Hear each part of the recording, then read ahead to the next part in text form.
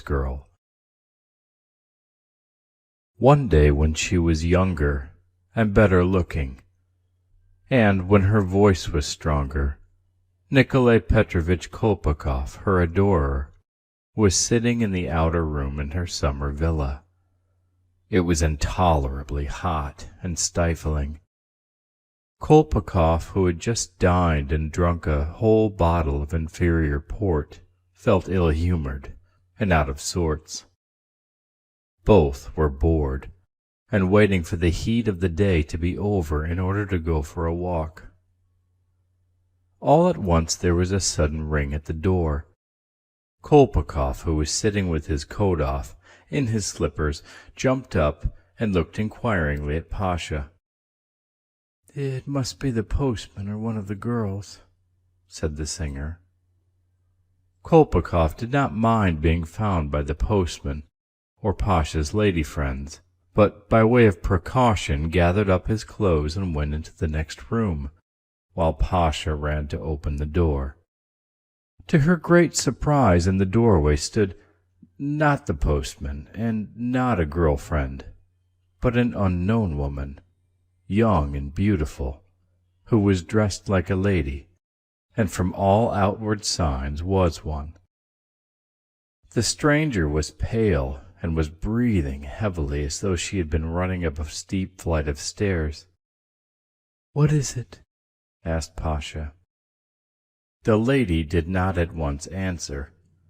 She took a step forward, slowly looked about the room, and sat down in a way that suggested that from fatigue, or perhaps illness, she could not stand. Then for a long time her pale lips quivered as she tried in vain to speak. "Is my husband here?" she asked at last, raising to Pasha her big eyes with their red, tear-stained lids. "Husband?" whispered Pasha, and was suddenly so frightened that her hands and feet turned cold. "What husband?" she repeated, beginning to tremble. "My husband, Nikolay Petrovitch Kolpakov." "No, madam, I don't know any husband." A minute passed in silence. The stranger several times passed her handkerchief over her pale lips and held her breath to stop her inward trembling, while Pasha stood before her motionless, like a post, and looked at her with astonishment and terror. "So you say he is not here?" the lady asked, this time speaking with a firm voice and smiling oddly. I don't know who it is you were talking about." "You are horrid, mean, vile," the stranger muttered, scanning Pasha with hatred and repulsion. Yes, you are horrid. I am very, very glad that at last I can tell you so." Pasha felt that on this lady in black with the angry eyes and white slender fingers she produced the impression of something horrid and unseemly, and she felt ashamed of her chubby red cheeks, the pockmark on her nose, and the fringe on her forehead, which never could be combed back. And it seemed to her that if she had been thin, and had had no powder on her face, and no fringe on her forehead, then she could have disguised the fact that she was not respectable, and she would not have felt so frightened and ashamed to stand facing this unknown, mysterious lady. "Where is my husband?" the lady went on. "Though I don't care whether he is here or not, but I ought to tell you that the money has been missed, and they are looking for Nikolay Petrovitch. They mean to arrest him. That's your doing." The lady got up and walked about the room in great excitement. Pasha looked at her and was so frightened that she could not understand. He'll be found and arrested today, said the lady, and she gave a sob, and in that sound could be heard her resentment and vexation. I know who has brought him to this awful position. Low, horrid creature! The lady's lips worked, and her nose wrinkled up with disgust. I am helpless. Do you hear, you low woman? I am helpless. You are stronger than I am, but there is one to defend me and my children. God sees all. He is just. He will punish you for every tear I have shed, for all my sleepless nights. The time will come. You will think of me. Silence followed again. The lady walked about the room and wrung her hands, while Pasha still gazed blankly at her in amazement, not understanding and expecting something terrible. I know nothing about it, madam, she said, and suddenly burst into tears. You are lying, cried the lady, and her eyes flashed angrily at her. I know all about it. I've known you a long time. I know that for the last month he has been spending every day with you. Yes. What then? What of it? I have a great many visitors, but I don't force anyone to come. He is free to do as he likes. I tell you, they have discovered that money is missing. He has embezzled money at the office for the sake of such a creature as you. For your sake, he has actually committed a crime. Listen, said the lady in a resolute voice, stopping short, facing Pasha. You can have no principles. You live simply to do harm. That's your object. But one can't imagine you have fallen so low that you have no trace of human feeling left. He has a wife, children. If he is condemned and sent into exile, we shall starve, the children and I. Understand that. And yet there is a chance of saving him and us from destitution and disgrace. If I take them 900 rubles today, they will let him alone. Only 900 rubles. What 900 rubles? Pasha asked softly. I don't know. I haven't taken it. I am not asking you for 900 rubles. You have no money, and I don't want your money. I ask you for something else. Men usually give expensive things to women like you. Only give me back the things my husband has given you. Madam, he has never made me a present of anything, Pasha wailed, beginning to understand. Where is the money? He has squandered his own and mine and other people's. What has become of it? Listen, I beg you. I was carried away by indignation and have said a lot of nasty things to you, but I apologize. You must hate me, I know, but if you are capable of sympathy, put yourself in my position. I implore you to give me back the things. Said Pasha, and she shrugged her shoulders. I would with pleasure, but God is my witness. He never made me a present of anything, believe me, on my conscience. However, you are right, though, said the singer in confusion. He did bring me 2 little things. Certainly I will give them back if you wish it. Pasha pulled out one of the drawers in the toilet table and took out of it a hollow gold bracelet and a thin ring with a ruby in it.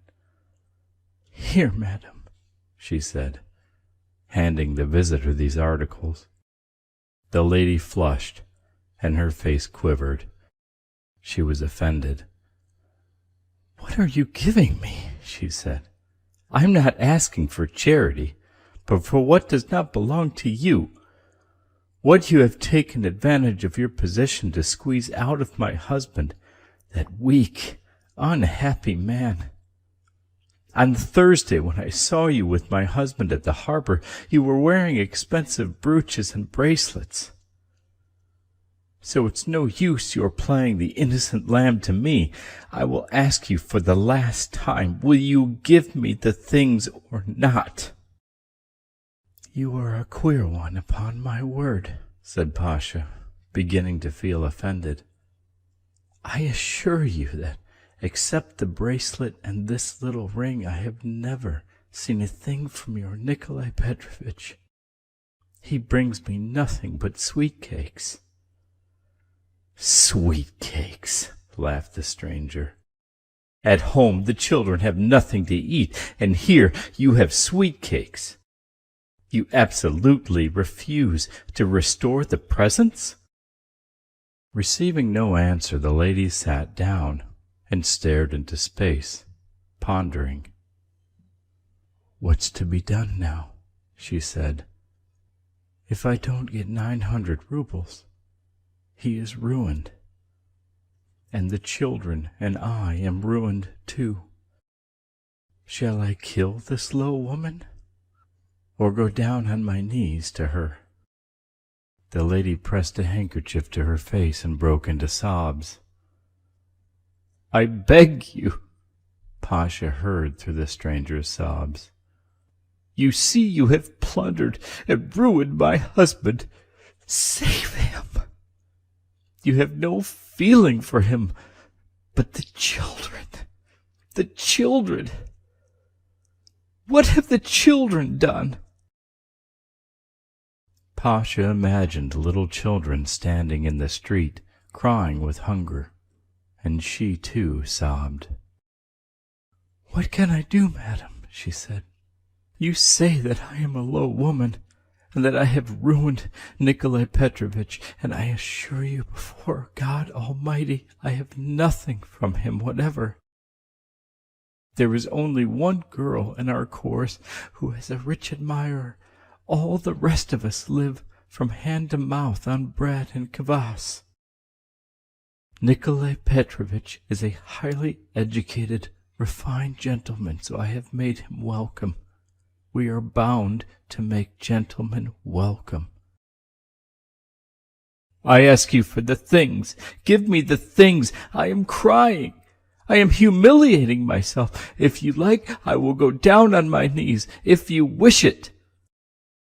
Pasha shrieked with horror and waved her hands. She felt that this pale, beautiful lady who expressed herself so grandly, as though she were on the stage, really might go down on her knees to her, simply from pride, from grandeur, to exalt herself and humiliate the chorus girl. "Very well, I will give you things," said Pasha, wiping her eyes and bustling about. "By all means, only they are not from Nikolai Petrovitch. I got these from other gentlemen, as you please."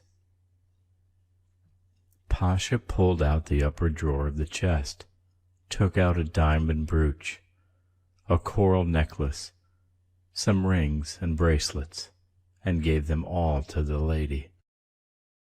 "Take them if you like, only I've never had anything from your husband. Take them and grow rich," Pasha went on, offended at the threat to go down on her knees. "And if you are a lady, his lawful wife, you should keep him to yourself. I should think so. I did not ask him to come. He came of himself." Through her tears, the lady scrutinized the articles given her and said, "This isn't everything. There won't be 500 rubles worth here."